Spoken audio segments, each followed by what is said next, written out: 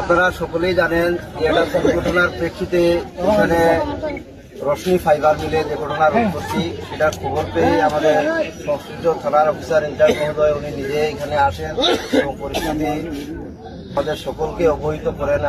আমরা স্বস্ব দপ্তর থেকে এখানে বাংলাদেশ সেনাবাহিনী এবং আমাদের সার্কেল এসপি মহোদয়, আমাদের উপজেলার বিশিষ্ট গণ্যমান্য ব্যক্তিবর্গ সহ স্থানীয় জনপ্রতিনিধি, আমাদের যারা রানিং মেম্বার সাহেবরা রয়েছেন তারাও আসছেন এবং এলাকার মহামুরব্বী সকলে আমরা আসছি। এসে আমরা এখানে ম্যানেজমেন্টের সাথে কথা বলেছি।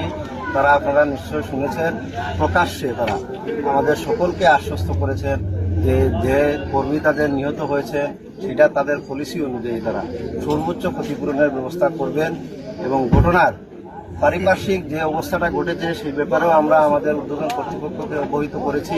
ঊর্ধ্বতন কর্তৃপক্ষ সময় আনতে তারা তাদের কার্যকরী ব্যবস্থা গ্রহণ করবেন। ধন্যবাদ।